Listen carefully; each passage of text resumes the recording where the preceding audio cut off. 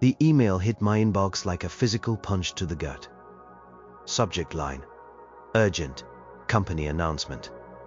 I didn't even need to open it. I saw the preview text. Just a few words, and my blood ran cold. After careful consideration and extensive review of all available options, we regret to inform you that Thorne Industries has filed for Chapter 7 bankruptcy.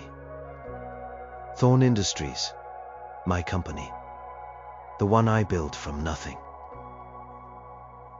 the one I poured my life into for 20 years, the one I sold to Marcus Thorne, the man my wife left me for, my wife, Sarah, the woman I loved more than anything, the woman who looked at me one morning, not even a year ago, and said, "Alex, I just don't love you anymore. I deserve more." More was Marcus Thorne. More was his supposed empire, his private jets, his flashy parties, his hollow promises. And now his empire was dust. My empire, really. The one he bought from me, then systematically dismantled, piece by piece, until nothing was left but a pile of debt and broken dreams. I stared at the screen, my vision blurring. It wasn't just the news. It was the crushing irony of it all. The universe, it seemed, had a twisted sense of humor, a cosmic joke played at my expense. Sarah had traded a man who built something real and lasting for a man who could only destroy. And in doing so, she'd watched him destroy the very thing I had built. I remember the day she left like it was yesterday. The smell of her perfume still lingered in the air, a cruel ghost. We'd had breakfast, quiet as always lately. The silence between us had grown into a chasm, wide and deep. I tried to bridge it, tried to ask what was wrong, but her answers were always vague. "Just tired, Alex. Work stress." Nothing really. Lies. All of it. Then that morning, she'd sat across from me sipping her coffee, her eyes distant. She looked beautiful, even then, with the morning light catching the gold in her hair. "I thought we were just in a rough patch. Every marriage has them, right? You push through. You talk. You work it out." I was ready to work. I was always ready to work. "Alex," she started, her voice flat, devoid of any emotion I recognized. "I am leaving." My spoon clattered to the bowl. Milk splashed. "Leaving? What are you talking about, Sarah?" "I've met someone else," she said, looking not at me, but at a spot on the wall behind my head.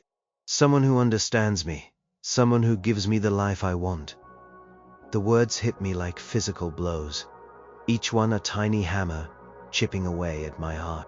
"Understands you? The life you want?" "Sarah, we've built a life together. What about all of that?"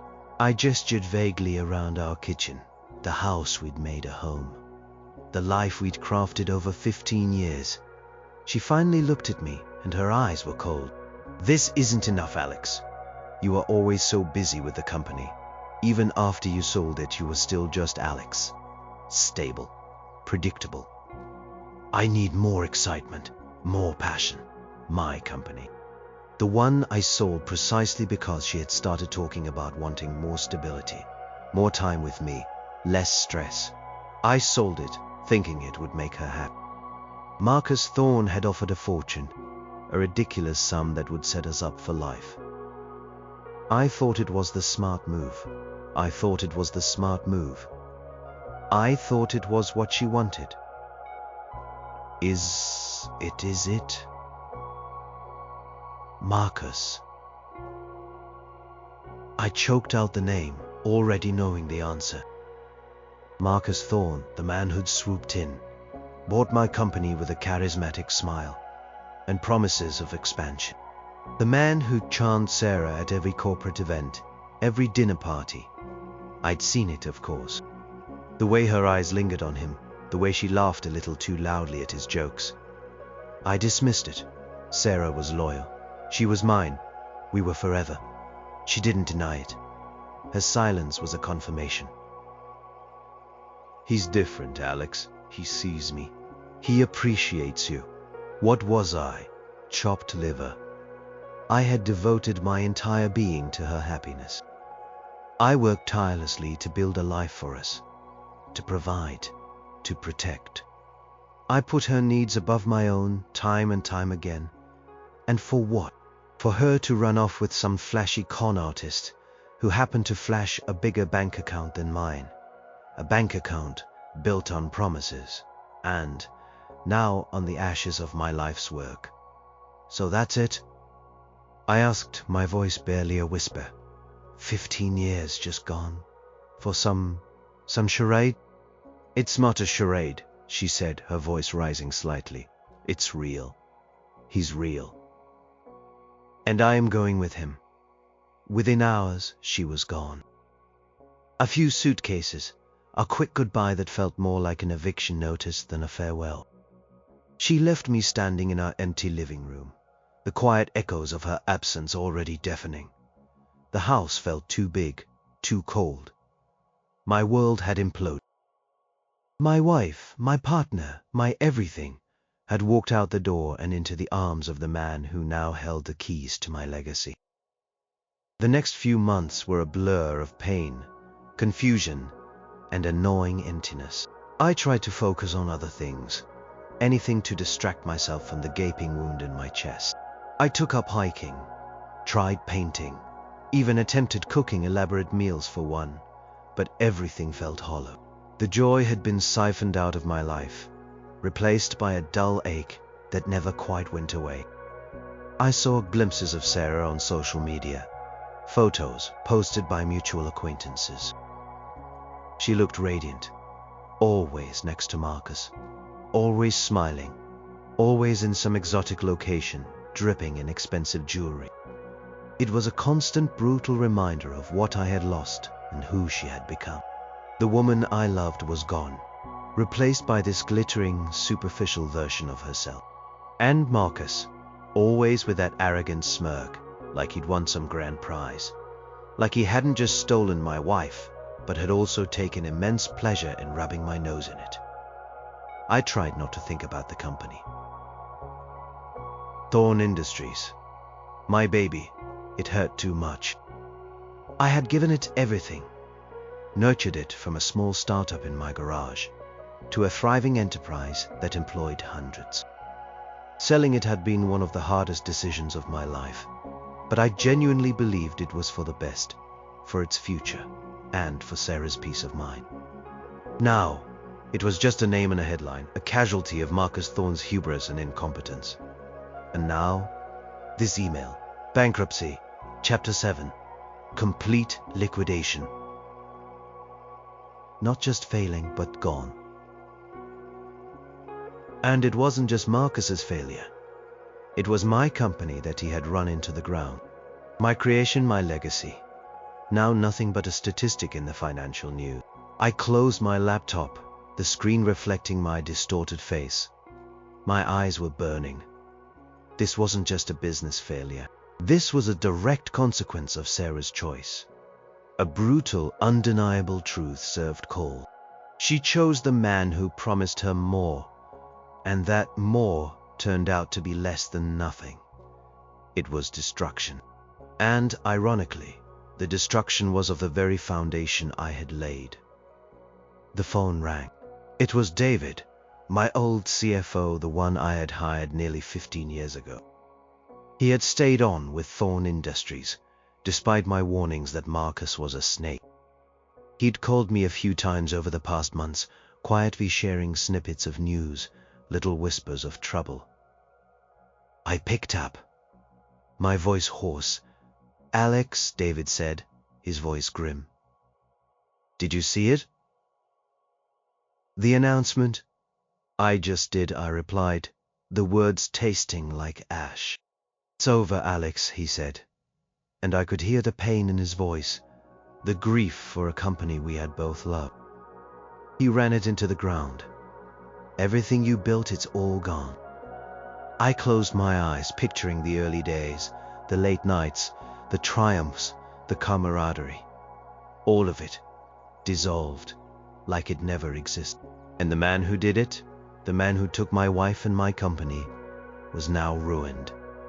A strange, complex wave washed over me. It wasn't triumph.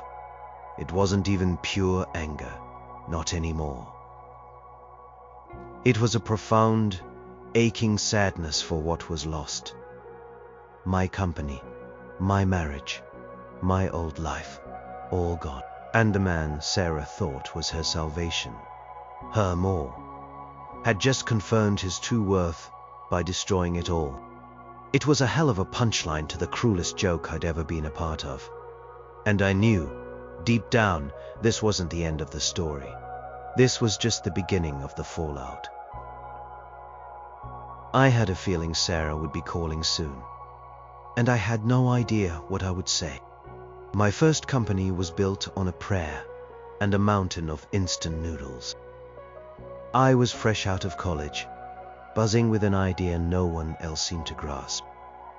Everyone told me it was crazy, that I should get a real job, settle down. But I saw a gap in the market, a need no one was addressing. It was in specialized software, something most people would find boring. But to me, it was a puzzle, a challenge. And I loved puzzles.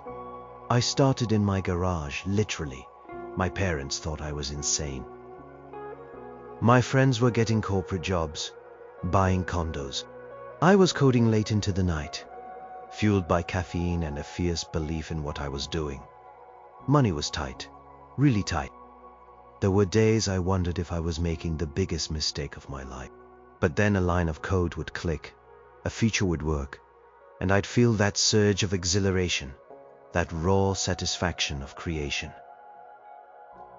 Sarah entered my life during those lean years. We met at a local coffee shop, both of us hunched over laptops, trying to ignore the world. She was studying graphic design, equally passionate about her craft. We talked for hours that first day, about dreams, about struggles, about the infuriating beauty of trying to build something from scratch.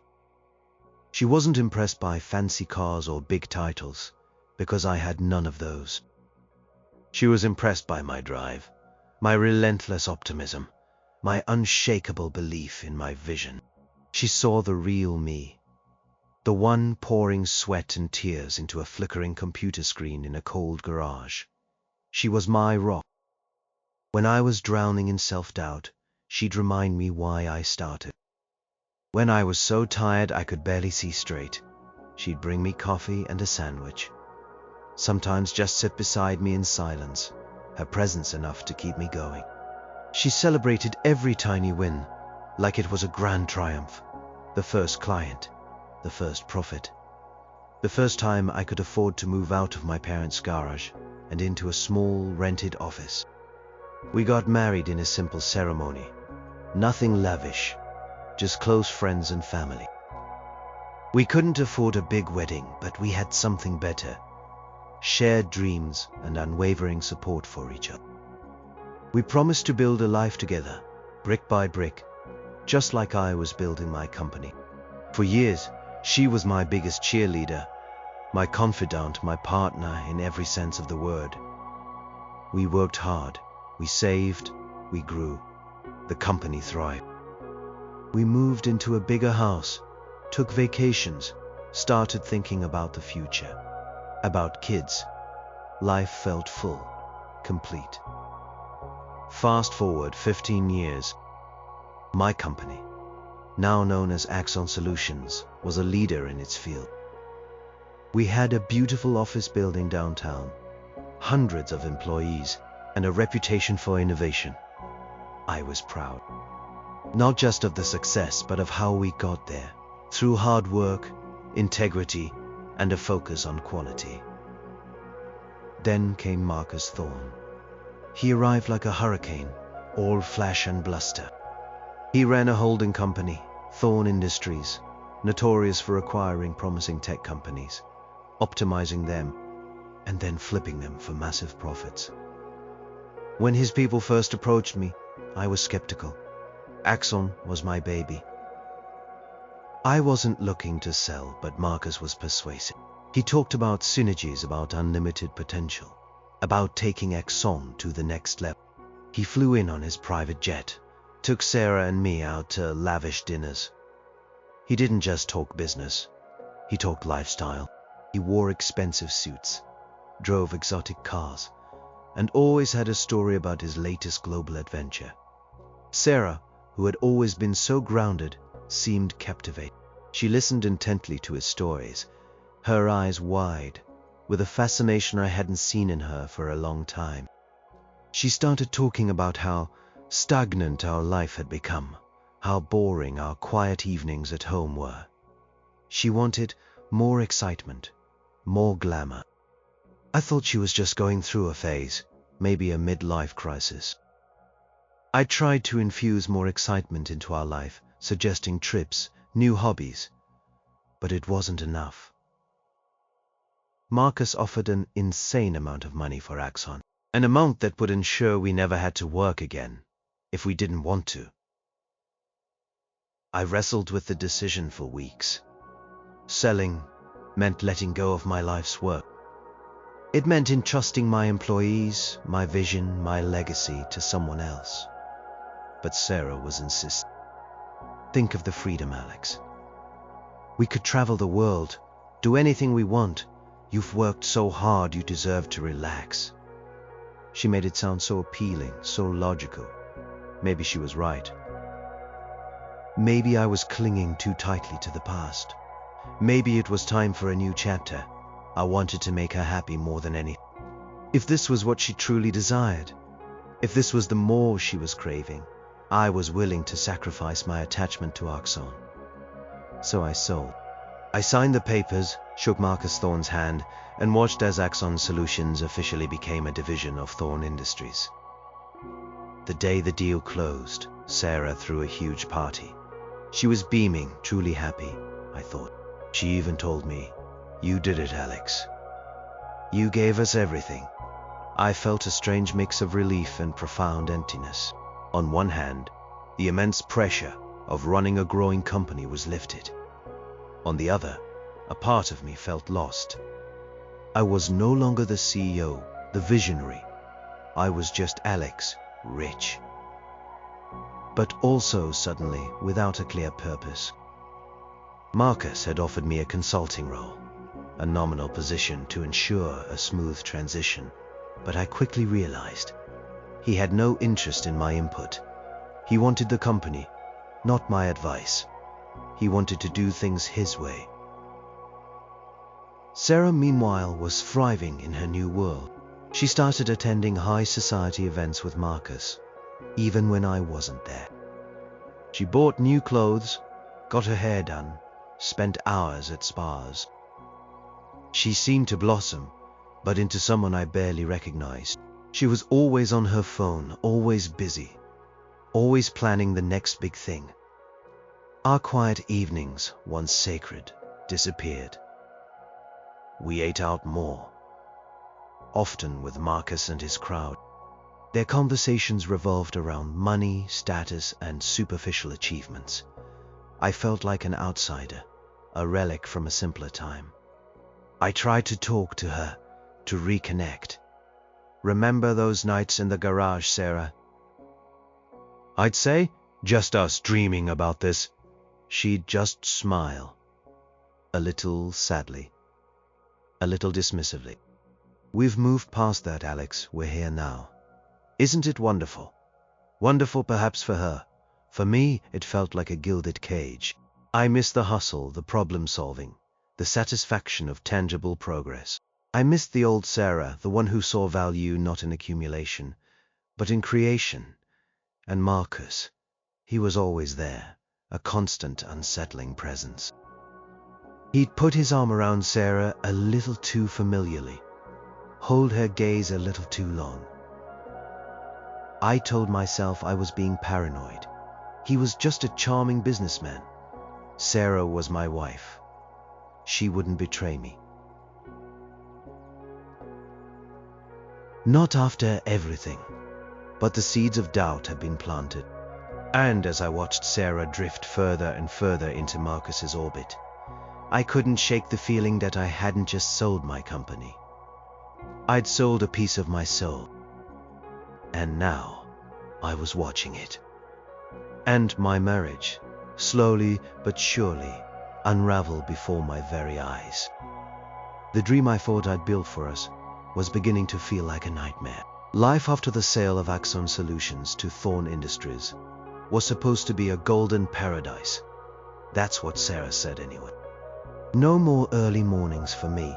No more late nights agonizing over quarterly reports. Just freedom. Endless, luxurious freedom.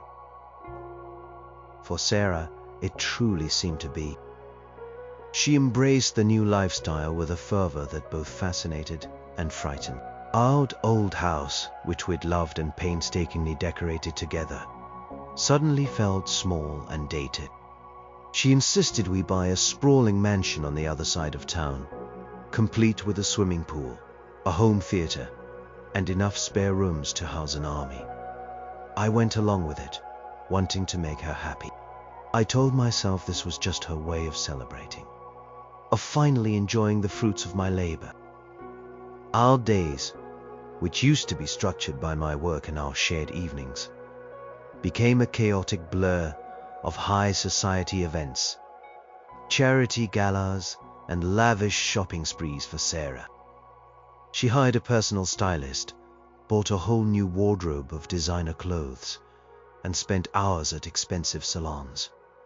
She looked stunning, undeniably, but the vibrant, down-to-earth woman I married seemed to be disappearing, replaced by a polished, aloof stranger.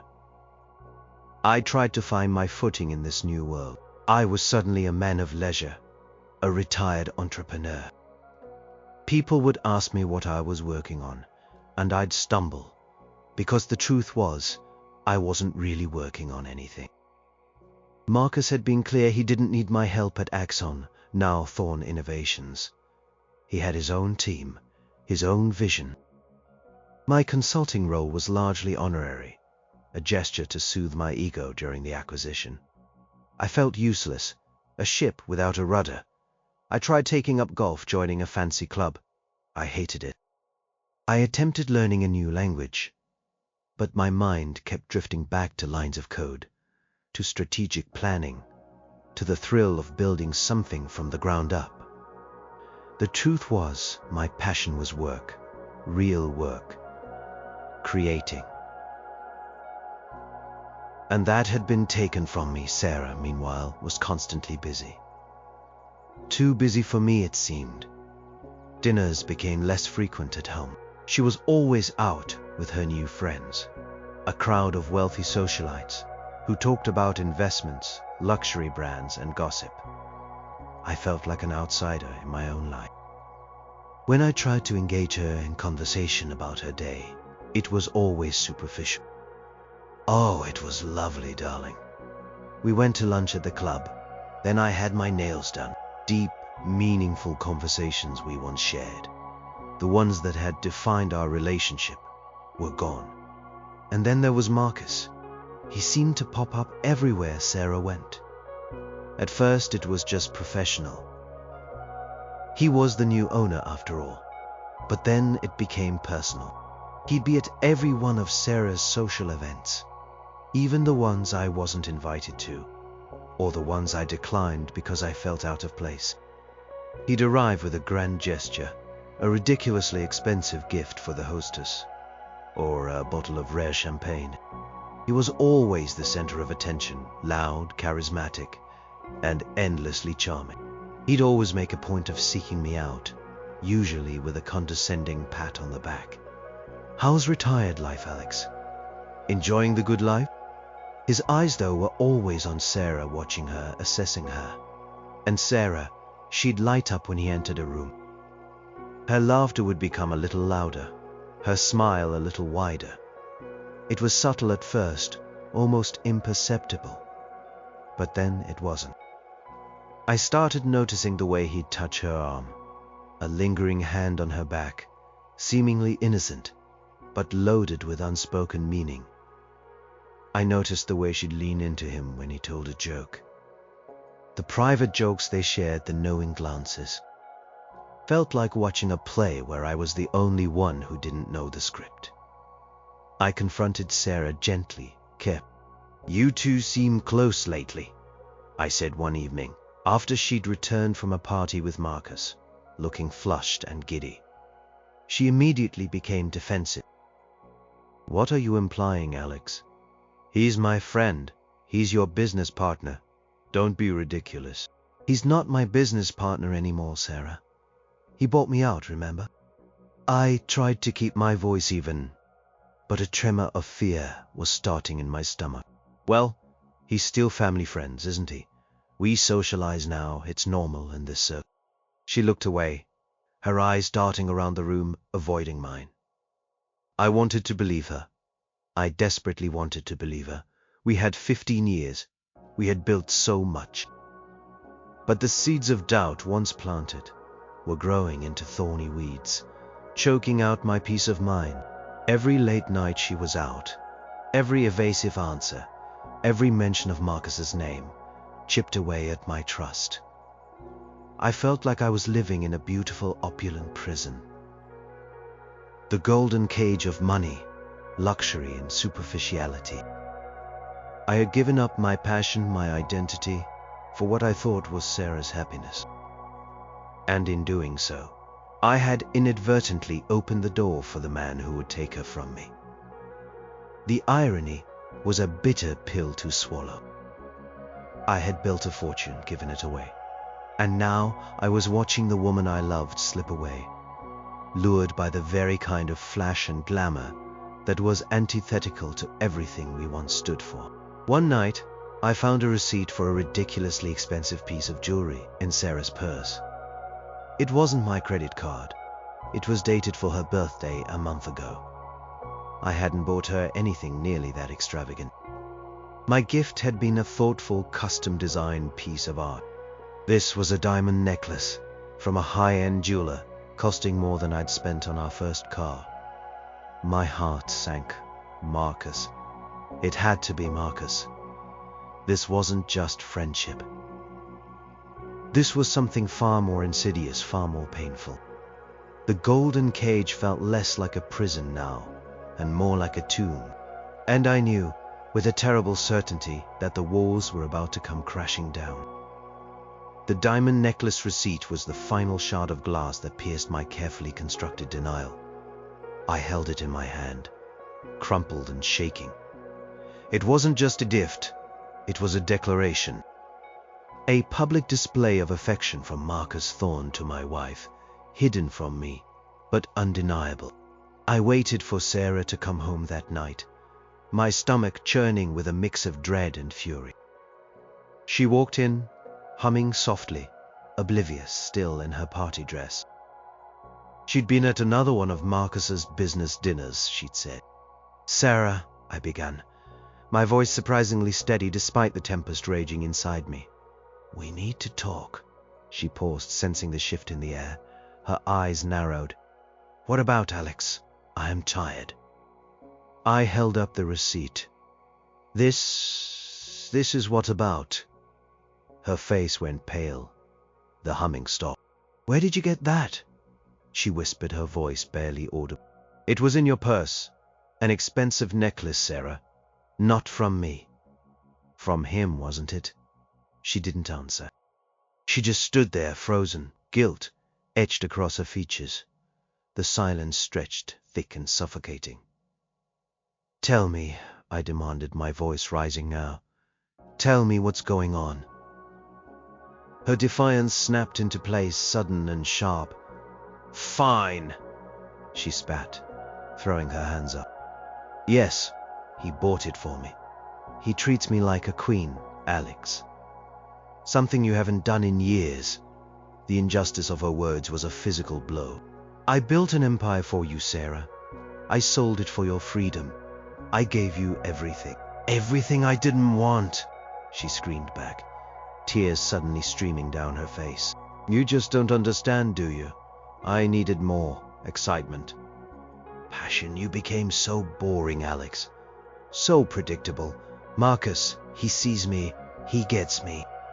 It was the same line she'd used when she announced she was leaving. He sees me, he gets me. As if 15 years of shared history, laughter, tears, and sacrifices meant absolutely nothing. As if I was a blind, insensitive lump of clay. So this has been going on for a while, hasn't it? I asked. The pieces of the puzzle clicking into place with horrifying clarity. The late nights, the secret glances, the sudden change in her personality. It wasn't a phase. It was a calculated betrayal.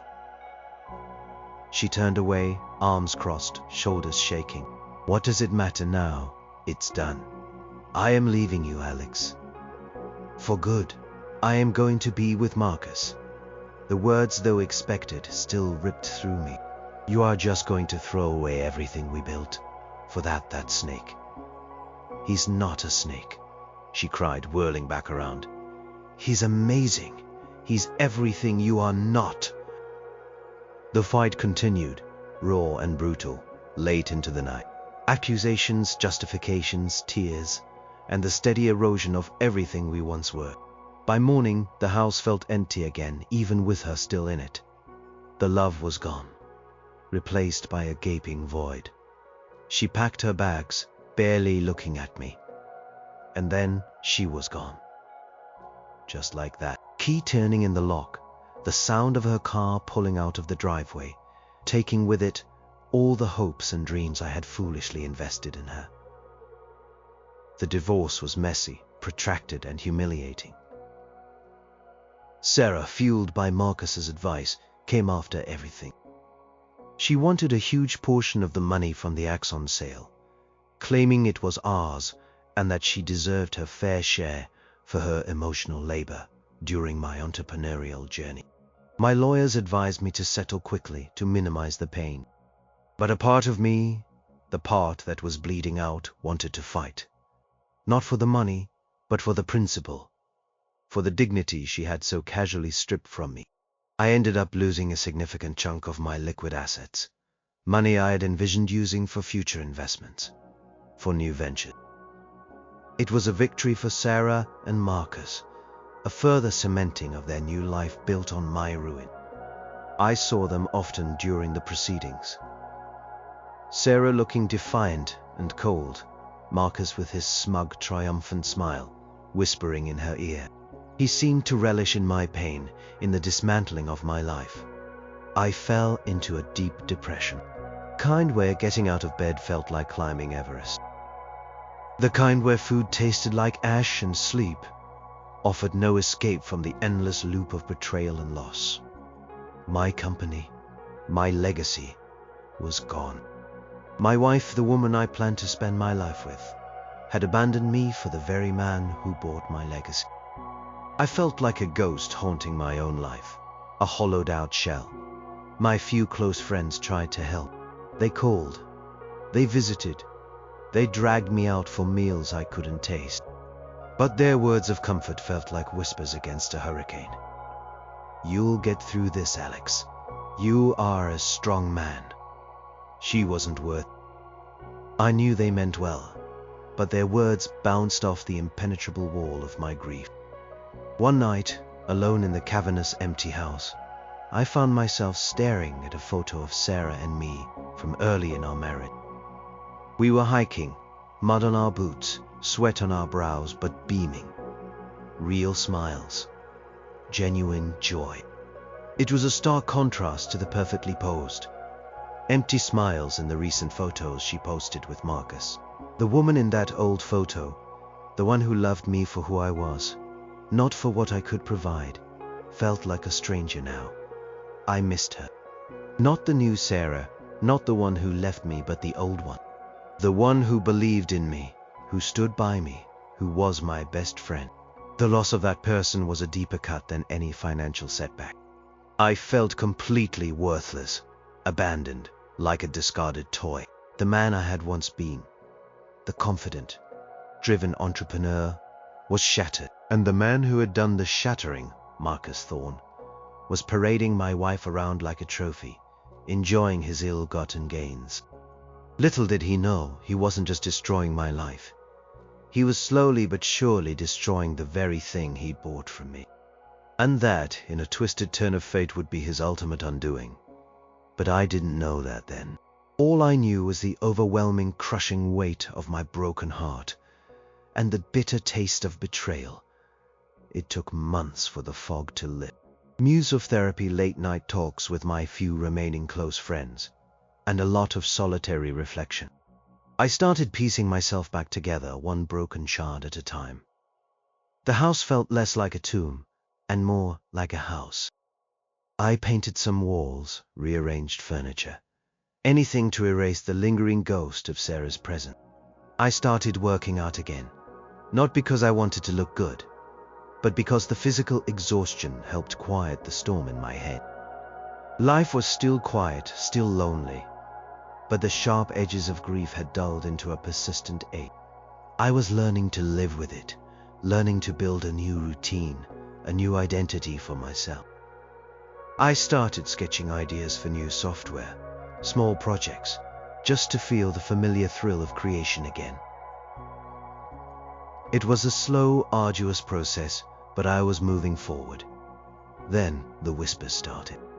Began subtly, an offhand comment from an old colleague I ran into at a coffee shop. Heard things are a bit rocky over at Thorne Innovations. Thorne Innovations was the new name for Axon Solutions, my old company, under Marcus's ownership. I tried to completely block it out of my mind, but the name still carried a jolt. Oh, I tried to sound casual, but my ears perked up. Yeah, layoffs in the engineering department. Apparently, their new product launch is way behind schedule, and their flagship software is having some serious bugs. Heard their customer satisfaction scores are in the toilet. A pang of something unidentifiable shot through me. It wasn't exactly joy. It was more like a dull throb in an old wound. My employees, my products, the quality I had so painstakingly cultivated, all being compromised. A few weeks later, another whisper, this time from David, my former CFO. He'd stayed on for a while after the acquisition, out of loyalty to the employees, but he'd quit a few months ago, unable to stomach Marcus's management style. "Hey, Alex," he said, his voice unusually low over the phone. "Just wanted to check in. Also, you didn't hear this from me, but Marcus just fired half the marketing team. Apparently he thinks they're old school and lack vision. The new hires he brought in are, well, let's just say they're more focused on flash than substance." I squeezed the phone. Marketing. They were one of our strongest departments. They understood our users. Exactly. David sighed. Marcus doesn't care about users. He cares about headlines. He's been gutting the R&D budget too, focusing on short-term gains. It's unsustainable, Alex. It's a house of cards. I found myself subtly checking the business news more often. At first, there was nothing. Then small mentions began to appear. Thorne Innovations misses earnings targets. Competitor gains market share from Thorne Innovations. The stock price, once soaring on the promise of Marcus's synergies, started to plateau, then dip. I felt a strange mix of emotions. On one hand, a grim satisfaction. This was the natural consequence of incompetence and hubris. Marcus was reaping what he sowed. On the other hand, a deep, aching sadness for my company. It was like watching a child you loved being slowly starved, its potential wasted. I had poured my heart and soul into Axon. It wasn't just a business. It was a testament to my values, my work ethic.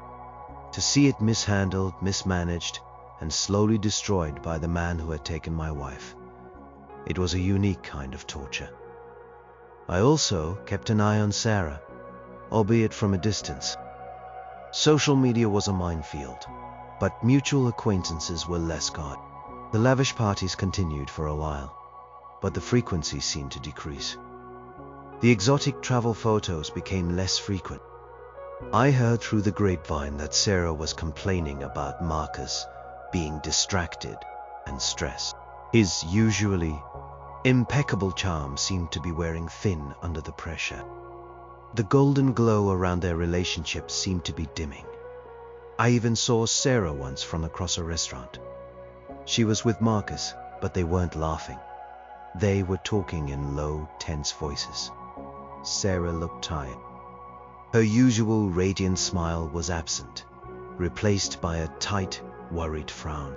She still wore expensive clothes, but there was a subtle shift in her demeanor, a flicker of vulnerability I hadn't seen since before she left me.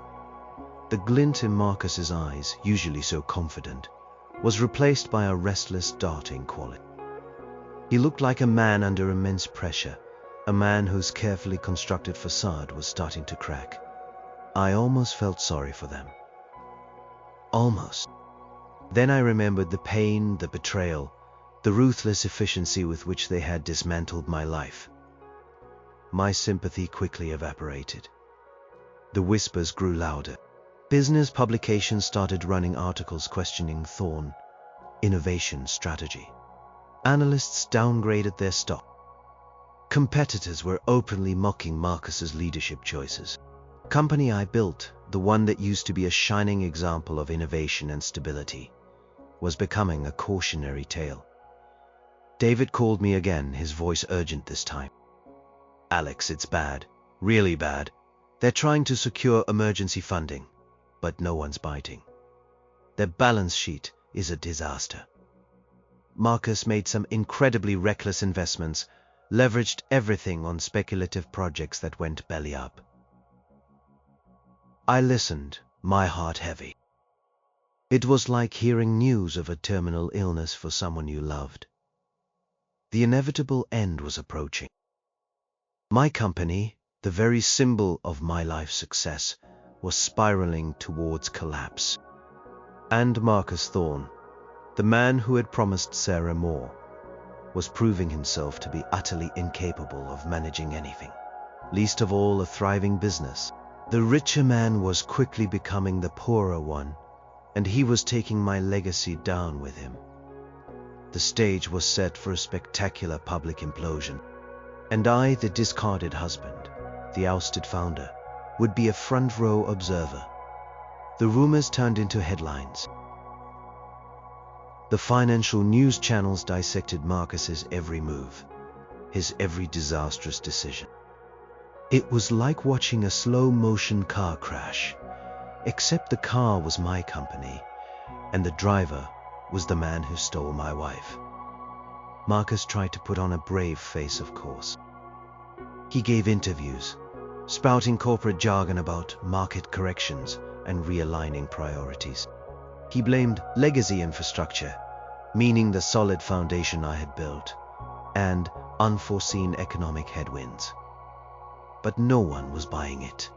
The numbers spoke for themselves. Profits were non-existent. Revenue was plummeting. Key talent was fleeing in droves, unable to stomach his tyrannical and erratic management. I found myself checking the news obsessively, a strange, morbid fascination taking hold. It was a painful experience watching my creation disintegrate, but also a morbidly compelling one. Every negative article, every stock dip, was a confirmation of Marcus's incompetence, and, by extension, a vindication of my own stability and competence. My initial pangs of sadness for the company, for the employees I cared about, were now mixed with a bitter sense of justice. This wasn't just a business failure. It was a public unraveling of the man who had inflicted so much pain on me. He wasn't just losing money, he was losing face. His carefully cultivated image as a brilliant financier shattering before the world. Sarah's situation, as relayed through the ever-present grapevine, became increasingly grim. The lavish lifestyle required constant infusions of cash, and Marcus's wells were drying up. She was no longer posting glamorous vacation photos. Instead, I heard she was complaining about bills, about Marcus being constantly on the phone, yelling at people. The golden cage for her was rapidly turning into an uncomfortable, shaky wooden box. One day I got a call from an old acquaintance, someone Sarah used to be very close with. "Alex," the voice was hesitant, I just wanted to say I am so sorry about everything. "Sarah, she's not doing well. Marcus is losing everything. He's practically a recluse, yelling at everyone. They're fighting constantly." "What about her?" I asked, my voice flat. I felt nothing really, just a vague sense of detachment. "She's scared, Alex. Really scared. All that money, all that security she thought she had. It's vanishing. She's talking about selling some of her jewelry, canceling her memberships. It's a complete nightmare for her." A fleeting thought passed through my mind. Good. Let her see what her choices cost her. But it was quickly replaced by a deeper, more profound emptiness. Seeing her suffer wouldn't bring back my company. It wouldn't mend my broken heart. It wouldn't erase the betrayal. It was just happening. The consequences unfolding as they always do. The articles became more severe. Thorne innovations on the brink. Bankruptcy looms. Creditors were calling. Banks were pulling lines of credit. Marcus was desperately trying to secure bridge loans, selling off non-essential assets, anything to keep the charade going for a few more weeks, a few more days. I remembered the early days of Axon, when a single missed payment could have spelled disaster. The sleepless nights, the constant hustle, the grind of building something solid. Brick by painstaking brick. Marcus had taken that solid foundation and built a flimsy, gaudy tower of cards on top of it, all for show. Now it was collapsing. David called me again. His voice was strained, exhausted. He still had friends inside Thorne, people he cared about. "They're laying off everyone, Alex. Thousands of people. The morale is non-existent. Marcus hasn't shown up to the office in days. He's just holed up somewhere, probably trying to figure out how to escape with what little he has left." My heart went out to those employees. Many of them had been with Axon for years, some since the early days. They were good people, loyal and hard work. They were the real victims of Marcus Thorne's greed and incompetence. My anger at Marcus momentarily outweighed my apathy towards Sarah. He had destroyed livelihoods. He had shattered stability for so many families. The final straw came a few days later. A leaked internal memo from Thorne Industries detailed the desperate financial situation, the lack of viable options, and the intention to file for Chapter 7 bankruptcy. Complete liquidation, no hope of recovery. It was just a formality at that point, but seeing it in black and white, stamped with the corporate logo of my former company, made it painfully real. The phone rang again. It was a blocked number. I hesitated, then answered. It was Sarah. Her voice was raspy, laced with panic. "Alex," she choked out. "It's over. It's all over. It's all over. His company, it's bankrupt. We're ruined." She sounded completely broken, devoid of the usual arrogance or glamour. The rich man was no longer rich. The golden cage had collapsed, taking her with it. I didn't say anything, just listened to her frantic, tearful confession of impending financial ruin. The silence stretched between us, filled only with her quiet sobs. It was the moment of reckoning, the terrible, inevitable consequence of her choices. And I was there, alive and standing, to bear witness to it all. The news hit the wires at 9 a.m. sharp. Thorne Industries files for Chapter 7 bankruptcy. Former tech giant Axon Solutions among assets to be liquidated. My name, Alex Harding, was mentioned in several articles as the original founder of Axon, now tragically absorbed and destroyed by Marcus Thorne's mismanagement. The headlines were brutal. unflinching.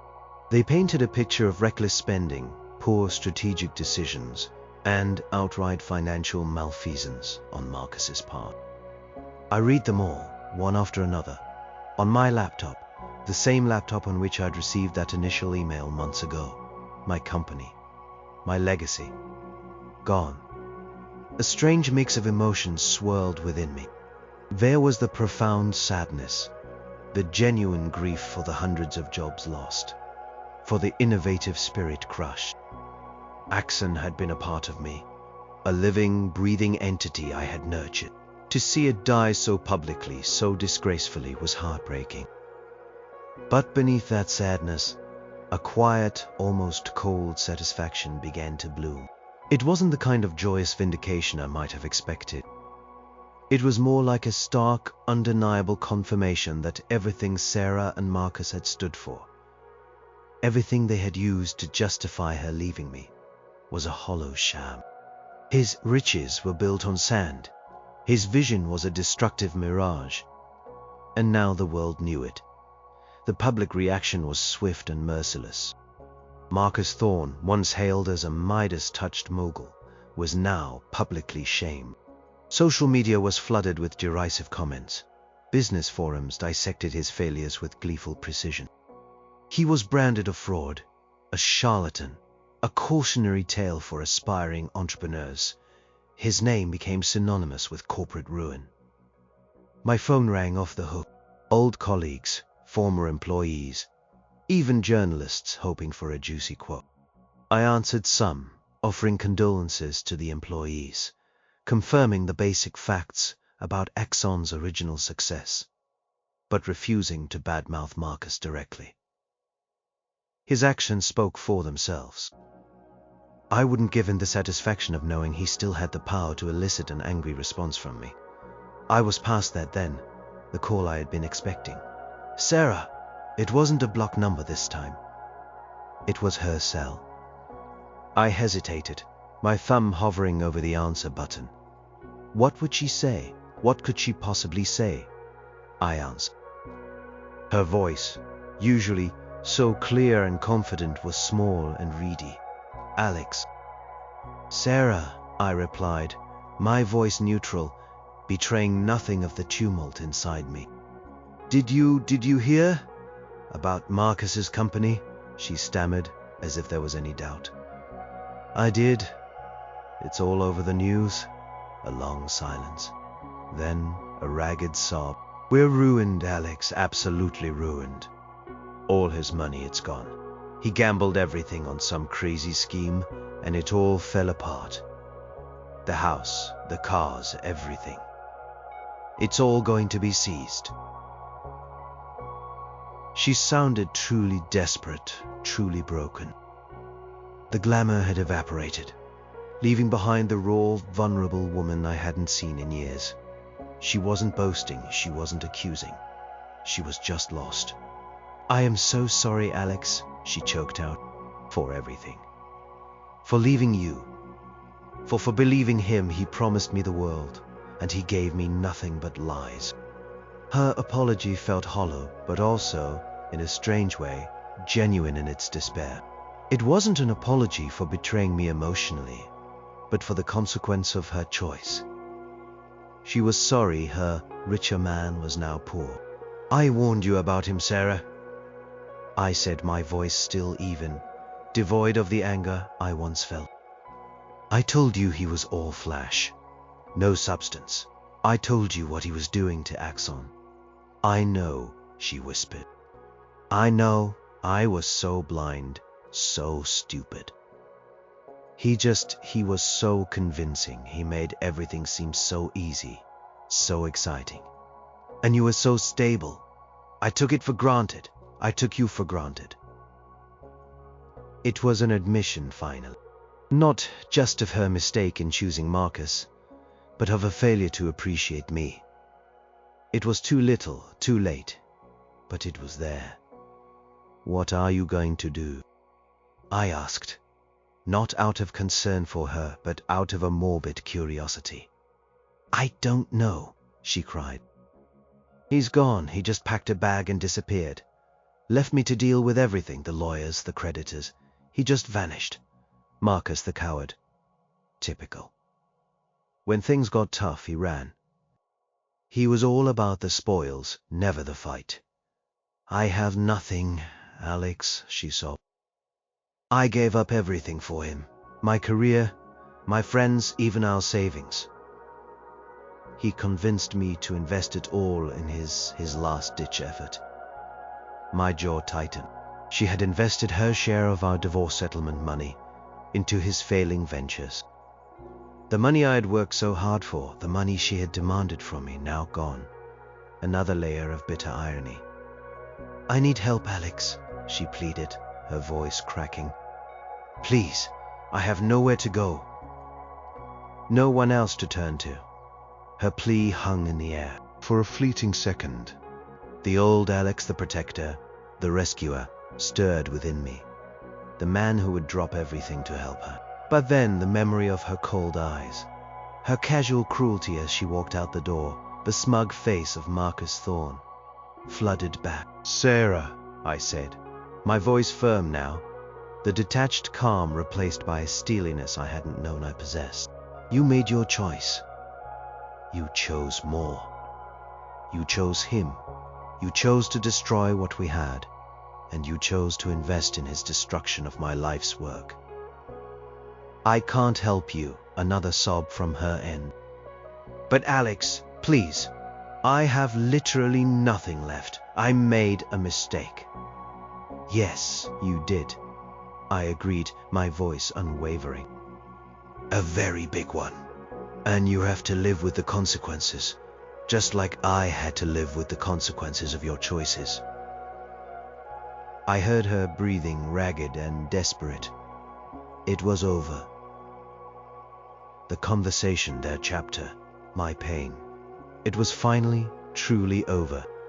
The bankruptcy of Thorne Industries wasn't just a financial collapse. It was the final, devastating blow to the life Sarah and Marcus had built on my ruin. And in that moment, for the first time in a very long time, I felt something akin to peace. A very cold, very hard peace. I hung up the phone, the echoes of her despair still lingering. But my decision was made. My new beginning would not include her. The days following the bankruptcy announcement were a strange mixture of relief and lingering exhaustion. Constant tension that had hummed beneath the surface of my life. For months, the dread of what was happening to my old company. The pain of knowing Sarah was tied to its destruction. Finally dissipated. It was over. The patient had died, and the grieving process could begin, truly. The media frenzy eventually died down, though my name was still occasionally mentioned in retrospective pieces about Thorne Industries' spectacular failure. I was often portrayed as the pioneering founder, whose vision was tragically undone by a corporate raider. It was a narrative I didn't seek out, but I didn't actively refute it either. It was, in a twisted way, accurate. Former employees of Axon Solutions, now Thorne Innovations, reached out to me. Many were devastated, having lost their jobs and their sense of security.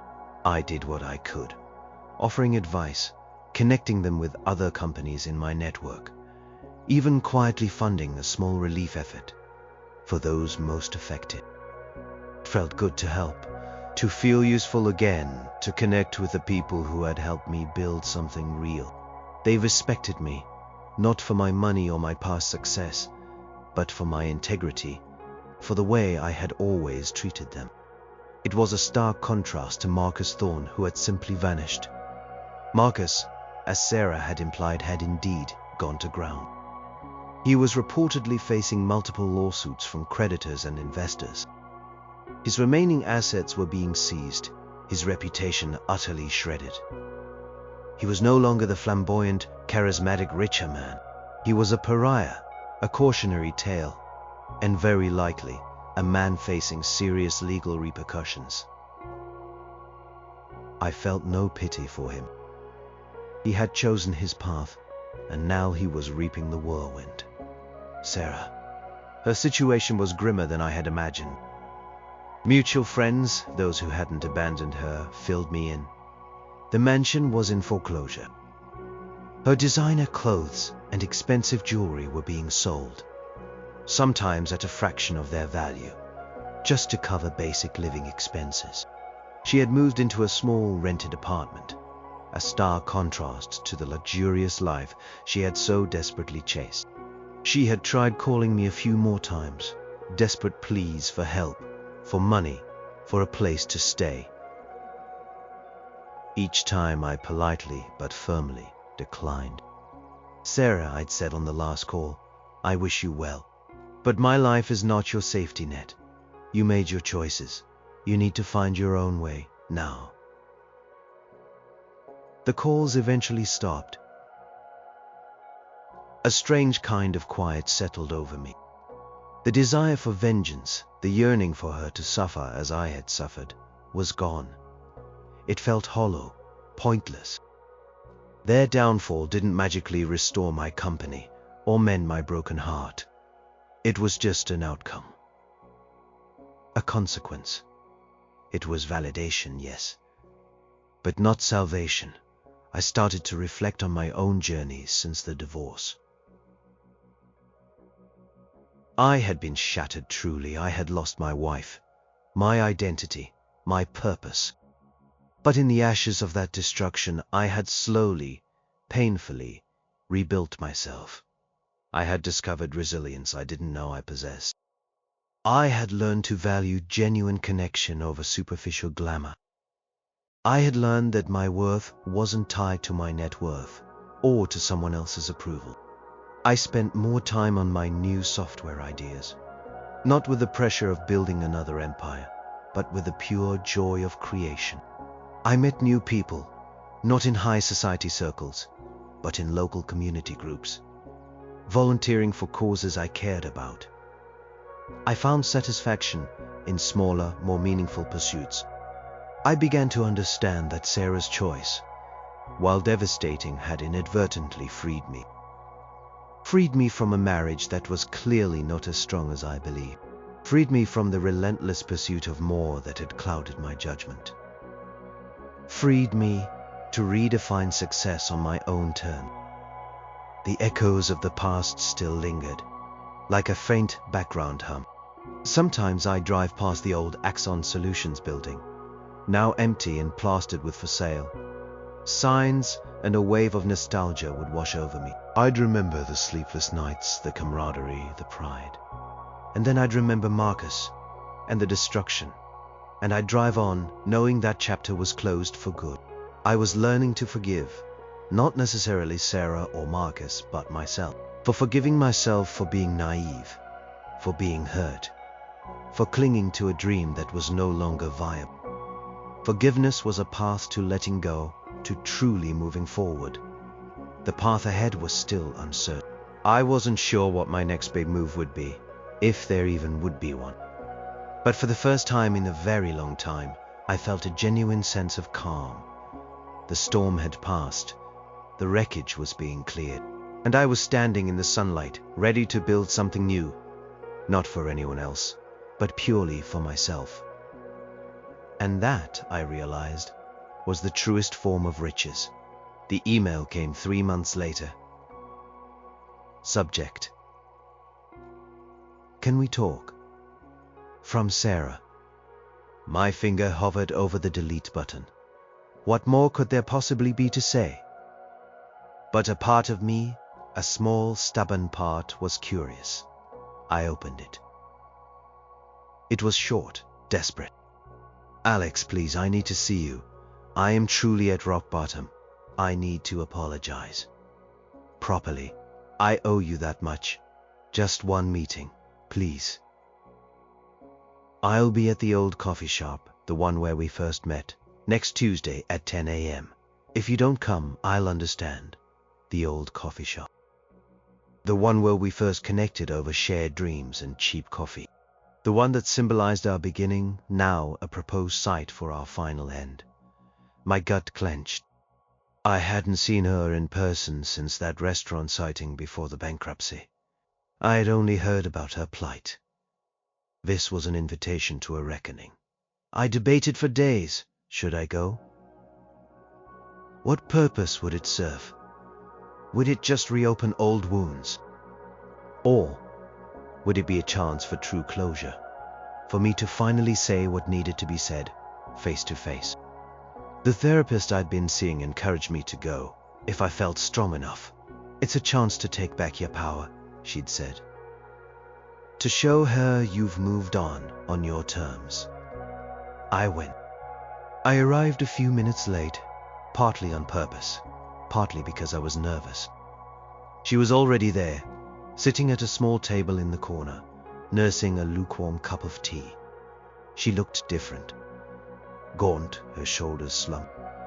Her expensive clothes were gone, replaced by simple, slightly worn ones. Her hair was pulled back carelessly, no longer perfectly styled. She looked like a ghost of her former self, and disturbingly, like the Sarah I remembered from our early days.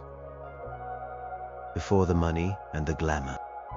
She looked up as I approached, her eyes wide, filled with a mixture of fear and relief. "Alex," she whispered, her voice barely audible. I sat down opposite her. The familiar scent of coffee and old books filled the air, a stark contrast to the sterile, opulent environments she'd chosen over the past year. "Sarah." My voice was calm, steady. "Thank you for coming," she said, her voice trembling. "I honestly didn't think you would." "I needed to," I admitted. "For myself." She nodded slowly, tears welling in her eyes. "I know, and I deserve it. Everything. The way I treated you, the way I left you, it was unforgivable. I was so caught up in myself, in what I thought I wanted. Marcus, he was a distraction, a shiny, empty distraction, and I was a fool." Her words were raw, unvarnished. This wasn't the superficial apology on the phone. This was real. "I abandoned you," she continued, her voice breaking. "And I ruined your company too, didn't I? By pushing you to sell it to him, by encouraging his madness. I helped him destroy everything you built." "I am so sorry, Alex." It was a full confession, a complete admission of guilt, spoken in the place where our innocence began. For a moment, I just stared at her, absorbing it all. The anger, the pain, the bitterness, it was all there. Still but muffled, distant. "You didn't ruin my company, Sarah," I said, my voice quiet but firm. "Marcus did that. But you certainly paved the way. You chose him. You chose his lifestyle over everything we had. And yes, you helped him dismantle my life." She flinched but didn't argue. "I know, and I am paying for it now. Everything's gone." He took off, left me with nothing but debt and a mountain of legal papers. I have no job, no savings, no home. My friends, most of them, abandoned me when the money ran out. I deserve it. I looked around the coffee shop, at the young people hunched over laptops, dreaming their own dreams. I remembered us 20 years ago. "I used to think you were the one thing I could always count on, Sarah," I said, my voice tinged with a weariness that went bone deep. "My rock, my partner. When you left, it broke something fundamental inside me. Not just my heart, but my belief in permanence, in loyalty. And then, to watch him destroy everything I built, with you cheering him on, that was a different kind of pain." She was sobbing openly now, her face buried in her hands. "I know, Alex, I know I was selfish. Blind, I deserve this. Maybe you do," I admitted without malice, just plain truth. "But it doesn't bring back my company. It doesn't bring back the years. It doesn't bring back the trust." She looked up, her eyes red and swollen. "Can you ever forgive me?" I took a deep breath. This was it, the moment of truth, the moment I had to decide. Could I forgive her? Not for her sake, but for mine. Forgiveness was about releasing myself from the prison of resentment. I am working on it, Sarah, I said, choosing my words carefully. I am working on forgiving the person who hurt me. It's a long process. But it's not about you anymore. It's about me finding peace. I leaned forward slightly, looking her directly in the eye. I want you to understand something. Your choice and Marcus's destruction broke me. But it also forced me to rebuild myself, stronger, more aware. I am not the same man I was. And I am certainly not the same man you left. She nodded slowly, tears still flowing. I can see that. You look different, stronger. I am, I affirmed. And part of that strength is knowing that I can't be a part of your life anymore. I can't be your safety net. You have to find your own way now. You have to face the consequences of your choices, just as I faced mine. The words were final. There was no anger, no shouting, no recrimination. Just a quiet, dignified declaration of independence. She had made her bed, and now she had to lie in it. And I, finally, was free. Free to walk away from the wreckage of the past and build something new, without the shadow of their destruction hanging over me. The reckoning was complete. Walking out of that coffee shop, leaving Sarah behind, felt like shedding a heavy cloak I'd been carrying for years. Conversation was painful, yes, but it was also liberating. I had said my piece, she had offered her confession, and I had drawn a clear, unwavering boundary. There was no going back, no false promises of friendship or reconciliation. It was over, truly. The months that followed were characterized by a deep sense of calm, a peace I hadn't felt in what seemed like a lifetime. The void in my chest, once a gaping wound, had begun to fill, not with new love or grand ambitions, but with a quiet sense of self-worth and purpose. I continued working on my new software ideas, not as a means to build another empire, but because I genuinely enjoyed the process. I found satisfaction in the elegant lines of code, the subtle solutions to complex problems. It was a pure kind of work, untainted by external pressures or the need for validation. I decided to launch a small boutique software company, focusing on niche solutions, prioritizing quality and integrity over rapid growth or flashy acquisitions. It was my way of reclaiming my passion, on my own terms. My relationship with money had also fundamentally changed. The vast sum I received from selling Axon, much of which was now gone, either taken by Sarah in the divorce or lost to the market downturn, no longer held the same allure. I realized true wealth wasn't measured in bank balances or possessions, but in inner peace, genuine connections, and the freedom to pursue what truly mattered. I lived comfortably but consciously, choosing experiences and meaningful relationships over material accumulation. I met new people through my volunteer work and my renewed hobbies. They were diverse, interesting individuals who valued authenticity over status. I found myself laughing more easily, engaging in deeper conversations, feeling truly seen and appreciated for who I was, not for my past success or my personal tragedy. Love wasn't something I was actively seeking, but life has a funny way of surprising you. I met Emily at a local community garden where I volunteered. She was a landscape architect, passionate about sustainability and design. She was kind, intelligent, and had a quiet strength that resonated deeply with me. Talked about plants, about community, about life's simple joys. She had no idea about my past, about Axon or Sarah or Marcus. She just saw me, Alex, the man who loved to get his hands dirty in the garden. Our relationship developed slowly, naturally. There was no drama, no grand gestures, just a gentle unfolding of shared interests and mutual respect. She taught me about the beauty of growth, about tending to delicate things with patience and care. It felt like a metaphor for my own healing. I learned to trust again, not blindly, but with an open heart and clear eyes. Sarah and Marcus eventually faded into the background noise of my life. I heard snippets now and then through mutual acquaintances. Sarah was reportedly working odd jobs, trying to rebuild her life from scratch.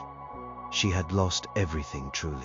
Marcus was facing a lengthy legal battle, potentially prison time for fraud and mismanagement. Their story had become a cautionary tale for everyone, a stark reminder that superficial allure often hides deep rot. I felt no triumph in their downfall, no lingering anger. Just a quiet acknowledgement that justice, in its own strange, circuitous way, had been served. It wasn't the justice I had sought in my pain, but it was a consequence, an undeniable truth. My old company, Exxon Solutions, the one Marcus Thorne had run into bankruptcy, was eventually bought out of liquidation by a smaller, ethical tech firm. They rebranded it, but kept some of the core technology and even rehired some of my old employees. It was a small comfort knowing that a piece of my legacy, albeit under a new name, would live on in competent and caring hands. The phoenix would rise, not for me, but because it deserved to. I looked at my life now, a year after the dust had settled. I was no longer the CEO of a multi-million-dollar company, nor was I the heartbroken, betrayed husband. I was just Alex, a man who had faced immense loss, been utterly broken, and somehow found a way to put himself back together. I had found happiness not in the grand, sweeping gestures of wealth or status, but in the quiet moments, the satisfaction of a challenging coding problem solved, the warmth of Emily's hand in mine, the simple joy of watching something beautiful grow. The richer man had destroyed my company and tried to destroy my life. But in doing so, he had inadvertently set me free. Free to find a truer kind of wealth, a deeper kind of love, and a peace that no amount of money could buy.